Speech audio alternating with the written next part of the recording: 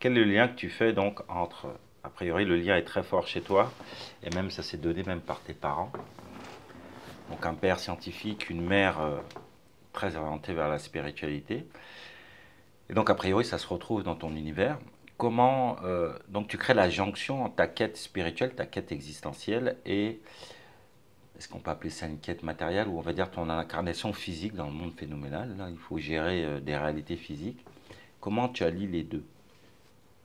Oh, c'est l'équation de toute une vie. Je ne dirais pas que je réussis, mais j'ai la chance de faire un métier qui me permet de le faire, mais comment est-ce que je la lis?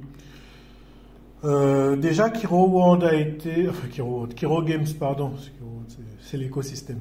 Kiro Games, ça a été, euh, ça a été une rébellion spirituelle même déjà d'ouvrir le studio. Parce que ma première entreprise faisait dans le web, donc on faisait des sites web, et ça ne marchait pas. Donc c'était le Cameroun, tu fais des trucs, tu livres, les gens ne te payent pas. Donc on était en 2012, j'étais déprimé, j'étais brisé même, je dirais. Et tu vois, j'avais beaucoup de livres sur conversation avec Dieu, la clé, la loi d'attraction, toutes ces choses que tu lis, qui à un moment tu te dis, ça marche pas pour moi, ça marche pas pour l'Afrique. C'est pas vrai finalement. On est potentiellement. J'avais une grosse peur. Je me disais, mais est-ce que Dieu ne nous a pas créés pour qu'on soit les gazelles des lions? C'est-à-dire, est-ce que nous, les Noirs, on n'est pas censé être la gazelle qui nourrit ses préférés sur Terre? Et que justement, j'ai une forme de. À quel point est-ce que les gazelles croient vraiment qu'elles sont tranquilles dans un environnement? Et c'est un gros thème d'ailleurs de ma quête interne. Est-ce que je peux faire confiance à Dieu sur ce coup-là? Et j'ai eu une discussion, on va dire, avec moi interne. On est en décembre 2012, novembre 2012. Je sais que je vais abandonner l'entrepreneuriat parce que je sors d'un contrat qui nous a torturés, 8 mois sans salaire, un gars qui nous a torturés pour payer nos factures, il fallait qu'on le paye en avance, qu'on lui donne sa quote-part alors qu'il, voilà, le pays en fait. Et je me dis, j'ai plus l'énergie de vivre ça, je vais abandonner. Et une voix me dit, s'il faudrait que tu abandonnes, il faudrait peut-être que tu essayes d'appliquer toutes ces lois que tu as apprises de la vie, mais sur quelque chose que tu veux vraiment faire, de telle sorte que si on réussit, tu ne douteras plus jamais que c'est possible. Donc je me suis donné genre 3 mois en mode d'éveil très très très évolué, genre je ne vais pas douter, je vais faire, chaque fois qu'il y aura un pas, je vais le faire, même si je ne sais pas où ça mène, et je vais essayer d'ouvrir un studio au Cameroun. Bon, il y avait évidemment une analyse marché derrière, une opportunité qui était liée aux jeux sur Internet, qui commençait à pouvoir. On s'est rendu compte qu'on pouvait faire des jeux n'importe où sur Terre et les vendre dans le monde parce que les jeux se vendaient en digital. Et c'est là où vraiment, je dirais qu'en un an, donc je quitte de décembre 2012, novembre 2012, j'ai pas un sou littéralement, mais on vit des trucs rocambolesques jusqu'à ouvrir le studio en novembre 2013, littéralement. Et le truc a tellement évolué, mais c'était beaucoup de moments d'éveil. Et jusqu'à aujourd'hui, tout ce qu'on a accompli, j'aime souvent dire aux gens que l'entrepreneuriat, la technique, les process, la planification, il faut les avoir.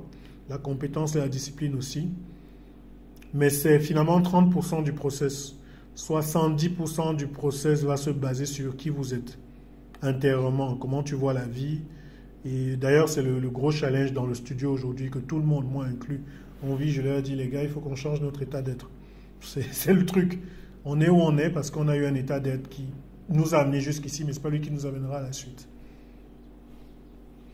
Et j'ai une phrase, peut-être que j'ai été long pour arriver à là, donc peut-être dans ton couple, mais j'ai une phrase qui donne la jonction.